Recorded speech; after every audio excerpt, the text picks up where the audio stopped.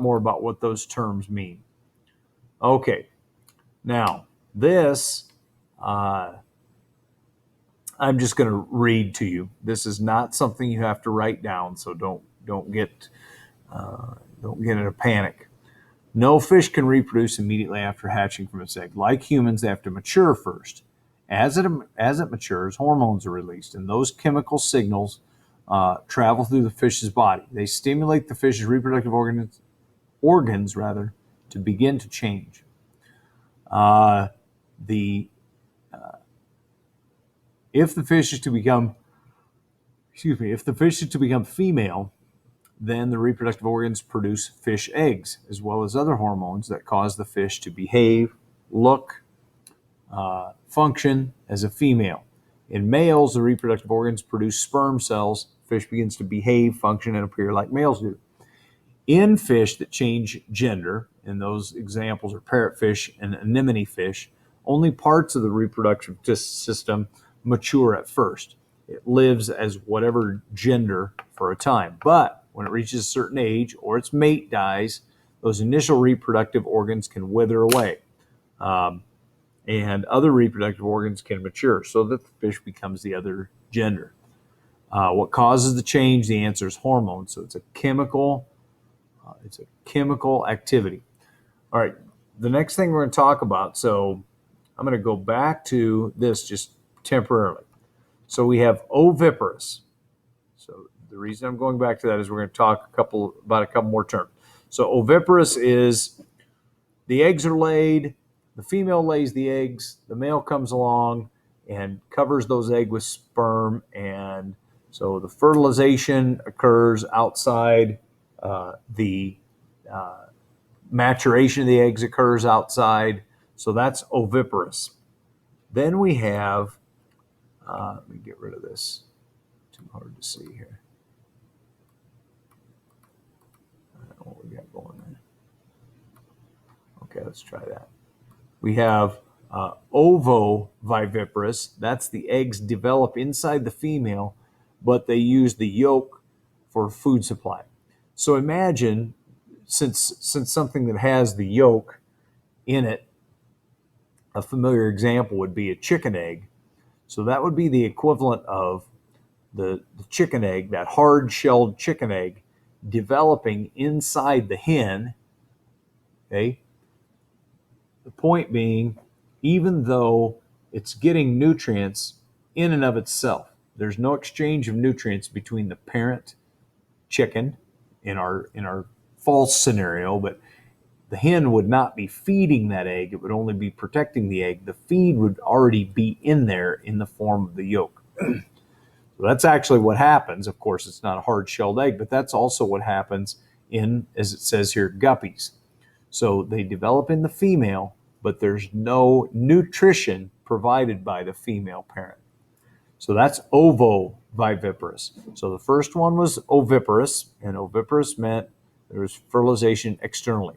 Ovoviviparous means that the eggs develop inside the female, but use something that's already in the egg for nutrients. Then we have viviparous, which means the developing young are nourished from their mother, and that's what we as humans are, right? We have that whole kind of shared circulatory system that allows the offspring to get nutrients until they're born and can ingest nutrients. All right. The next piece we're going to go over are amphibians. And amphibios, bios is life, right? And ampha means double in this case, or variable. And so amphibios is a double life vertebrates.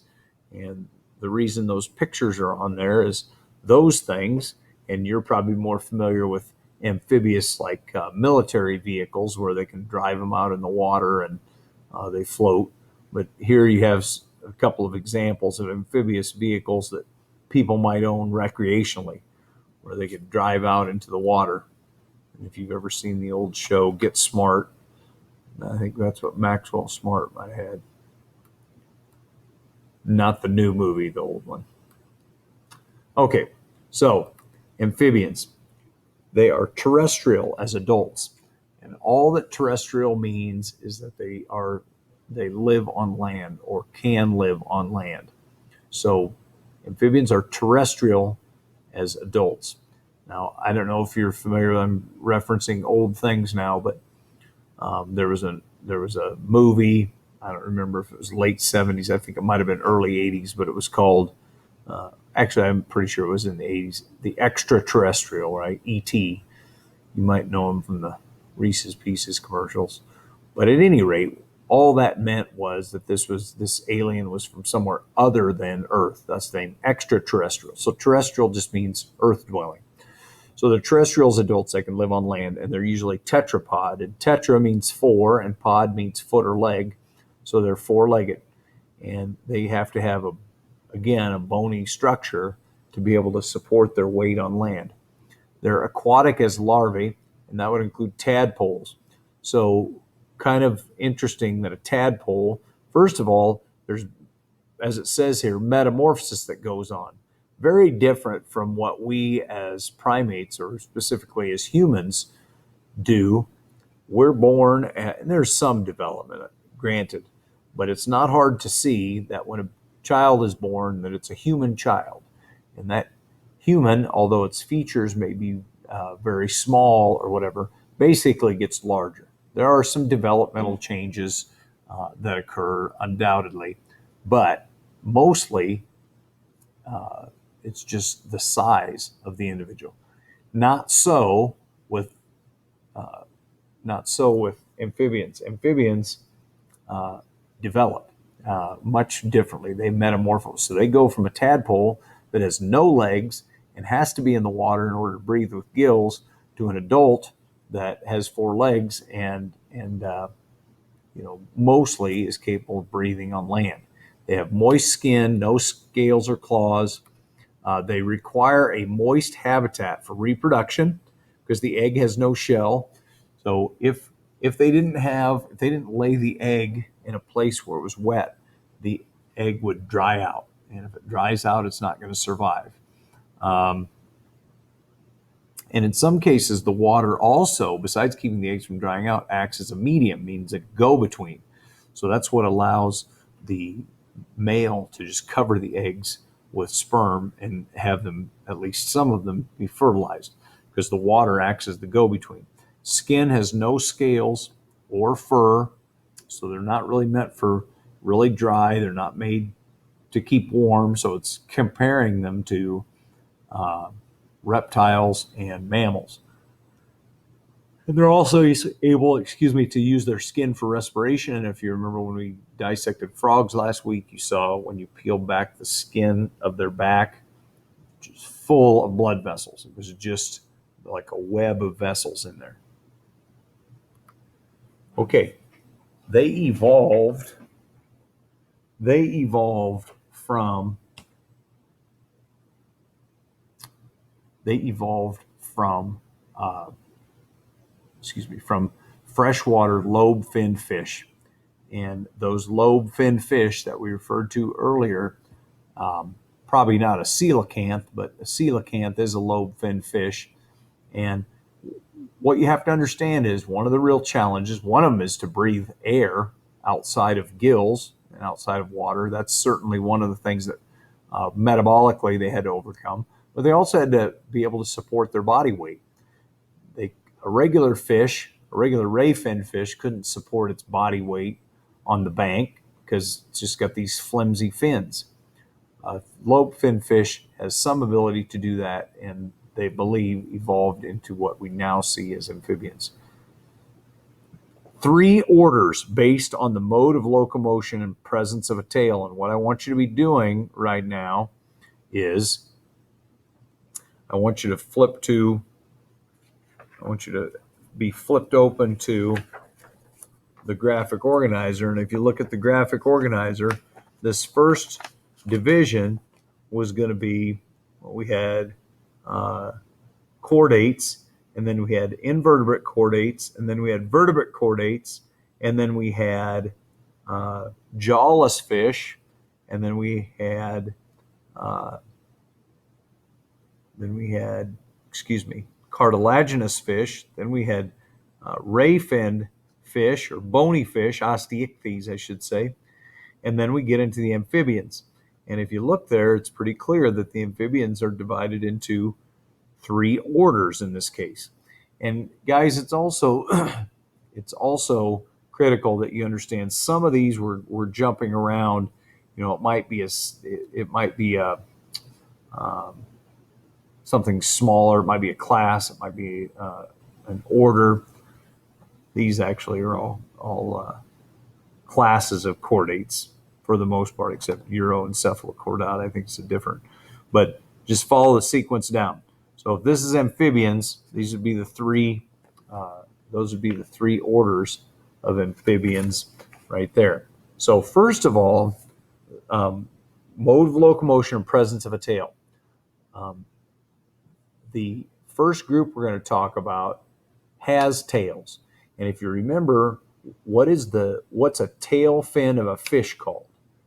A tail fin of a fish is called a caudal fin, Caudal. Another small thing, our tailbone, where our spinal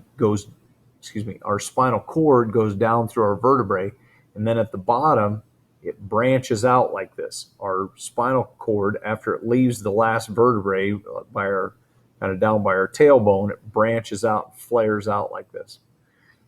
That branching is actually called cauda equina. Cauda is tail, and equine is a horse. So the reason is it looks like a horse's tail. Okay, you have these nerves that branch out like a horse's tail does. So again, I'm just trying to help you have some tools to remember cauda. So caudata, they have legs, but they move by swimming, and they have tails. That's the name caudata, and that includes salamanders and newts.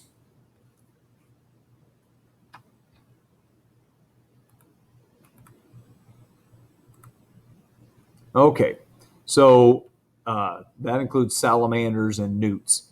And by the way, there's a really, really interesting, and I may have a link to it. I may show it to you here if the link's on here. But there's a really interesting evolutionary thing about a particular type of newt that exists in the relationship between newts and garter snakes, or racers of some kind, in the Pacific Northwest. So just a little teaser there. I think that's something I guess it's right here on the next screen. So this is what a newt looks like. And probably many of you are familiar with a salamander, and particularly probably a tiger salamander. Let me see if I can show you one of those here. So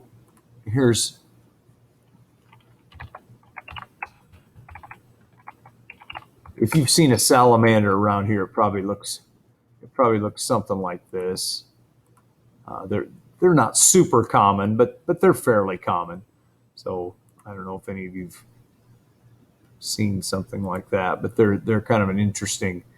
And one thing that I think is particularly interesting about tiger salamanders, not doing a very good job of giving you one, but that's a pretty good image. But one particular thing about tiger salamanders that I find especially kind of intriguing is the fact that I don't think they have much ability to conserve water. And the story behind that is we had a student a number of years ago who brought in a couple of tiger salamanders. And so we had them in a container that had a level of water in the bottom, and they were fine. And we'd feed them maybe crickets or something like that, and they seemed to be doing pretty well. But the same student who brought them in thought, hey, that one's eating all the crickets, we need to move the other one to a separate container so it can have a fair chance of eating. Well, he moved it to this other container, but he didn't put any water in that container, or put very little water. I don't remember. But and then a weekend came around, and I'm telling you, 3 days later, or whatever it was, the one in the container that still had water in it was just fine, and the one that he had taken out of the water and put in a separate container without water, it couldn't have had the mass of a paper clip. There was just nothing. I mean, it was just like a feather. It had completely dried up in that short period of time, and I don't share that just so you're horrified about the poor little tiger salamander, but really to biologically look at, this is the transition stage. They're getting accustomed to being able to survive away from water, and an organism like this is pretty close to still being very dependent, or I guess you could say is very dependent. This is kind of the first step. So this video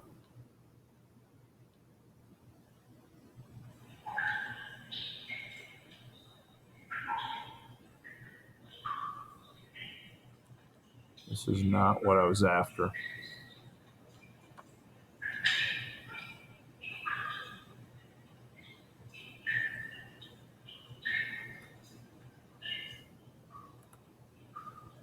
This thing's kind of unique looking, but that's not the one I thought it was. So that thing's obviously a little more at home in the water.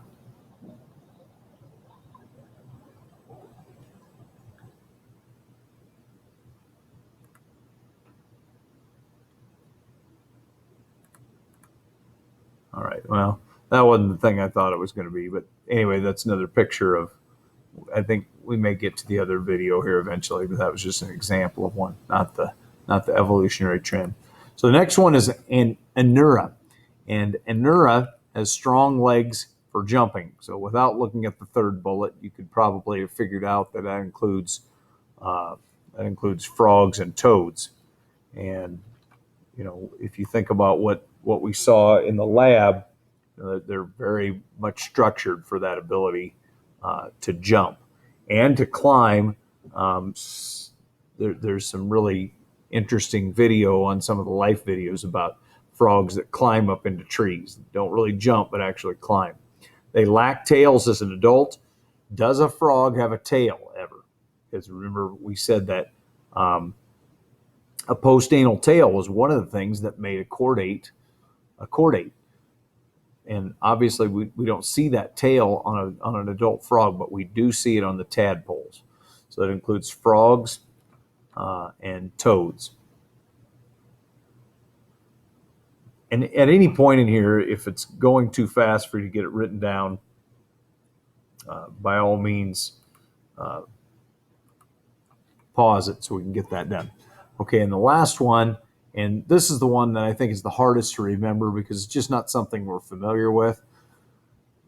Caudata, probably many of you have seen a salamander. Anura, we've all seen frogs and toads, so those are easy to imagine. This one is called Apoda, and they include caecilians, and those are legless amphibians, and it obviously looks a little bit more like a snake, but they don't have scaly skin, so that would eliminate that possibility. And they have tails. I don't know how you distinguish between having a tail and being a tail. That thing looks like the whole body is a tail, but they look very much like an earthworm. They're blind. They sense their environment, which is tropical, meaning just warm, using that. So that's a caecilian. All right. So now we're going to go through, and now we're back to this part of your study guide again, where we need to be, and again, if you don't fill this out right now, there's nothing really wrong with that, but now's when we're answering these questions. And if you don't fill it out right now, then you're going to have to shuffle through your notes to find the answers to it. If you're kind of doing that in a parallel way right now, it'll make it a little bit easier for you. So structure and function of amphibians. Structure and function. What do they have? What does a frog have there that a fish didn't have that allows it to move on to land? Well, first of all, it has to be able to support its weight. So it has a skeletal and muscular system that allow it to walk and jump. And that goes back to the anurans in particular. And they have to concentrate their urine to save water, because it's like I told you with the tiger salamander, if they're not really effective at conserving water, then they're not going to last very long, because um, if you once you move out of the water, if you're still entirely dependent on the water, there's not a lot of advantage that you really haven't expanded your environment very much. So to be able to really move away from the water and stay out of the water for any length of time, they have to be able to conserve water. Okay, respiratory. Developmentally, whenever it's talking about the larval stage of an amphibian, think of a tadpole. That needs to be the image that's always coming to mind, is a tadpole. So they breathe with gills when they're a tadpole, and then when they become an adult, they breathe with lungs. However, they don't have any lungs for breathing. Even though they breathe, they don't have lungs for breathing. So breathing in this case simply means they get air in and out of lungs. What we do actually is, I think, in our common vernacular, we say, well, we suck air in. Well, we don't suck air in. We actually expand the size of our chest cavity. That lowers the pressure inside our chest cavity.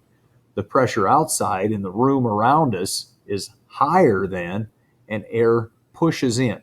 So air pushes into our lungs because this is a bigger space with low pressure, and this has higher pressure, and it goes from high to low pressure. When we breathe out, think about if you're blowing out candles, think what, on a birthday cake, think about what happens. And your chest cavity gets smaller, and your diaphragm pushes up. And remember that diaphragm is that little wall of muscle. I don't know if we could see it. The frogs, actually, I'm going to take that back. Frogs didn't have they didn't have a diaphragm, right? They're missing that piece. But for us, we have that piece. And so that helps with breathing. But at any rate, we're doing it by making our chest cavity bigger and smaller. A frog has to just swallow that air. And they do that through that muscly epiglottis that we looked at, and we put a straw down into. Okay, so no muscles for breathing; they just swallow to get air into the lungs. Now, their mouth cavity.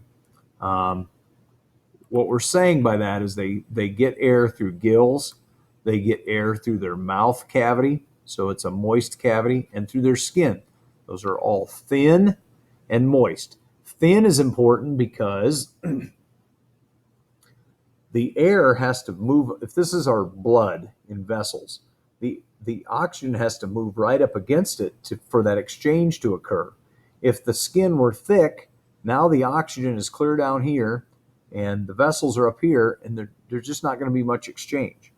So it has to be thin, moist, because that's what allows for the diffusion. That gas isn't going to stick to a dry membrane. It has to be a wet membrane, moist membrane. And we already said rich with capillaries. Circulatory system. Go back to the fish. Okay? In the fish, I want to take us back there just for a minute. Sorry. I know you're trying to get all this down. But when we look at circulation, single loop, heart, gills, tissue, heart, gills, tissue, heart, gills, tissue. But now we're into amphibians, and theirs goes double loop. So it goes body to the heart, heart to the lungs, lungs to the heart, heart to the body, body to the heart. So it's doing what ours is doing. So it's going from the body, it's pooling in the heart, then it's going up through the lungs to get oxygenated, then it's going back to the heart to get pumped out, getting pumped out to the body, back. Now, if you remember from the lab, the difference is I'm calling it like our circulatory system. The route of the blood is the same, but the chambers are different. And the chambers are different in that, get rid of this. Okay, so the chambers are different in that the frog heart has 4 parts, but only 3 chambers. First of all, there's just this kind of a thing where the blood pools, the sinus venosus. And I don't know if it's very helpful for us to spend a lot of time, because I think saying it has 4 parts but 3 chambers gets us kind of confused and thinking along the lines of it being more like our heart than it actually is. But they do have this 4th part, not a chamber though. Right and left atria, which is what you had to identify on the quiz, and then the ventricle. Collecting chamber, pumping chamber. Collecting chamber, pumping chamber. I'm going to tell you how it goes through there. So it comes from the body, so it's out of oxygen. It goes into the right atrium. Then it goes into the ventricle, which is the bottom muscly part of the heart. Then it goes up to the lungs. It goes up to the lungs. Then it goes back into the left atria, which is the other collecting chamber. Then it goes back into that same muscly pump chamber, which is the ventricle, and then it goes out to the body. So what's the problem with that system? We answered it pretty effectively in lab the other day. But the problem is you have the deoxygenated blood, sort of used blood that's coming from the body, and we have the recycled, refreshed, oxygenated blood that's coming back from the lungs, but there's no way to keep it apart. So you might say you're getting, if we assume that the amount of blood is the same coming from both places, you're only getting half oxygenated blood, so to speak. And then the conus arteriosus gets blood from the ventricles and sends it to the arteries.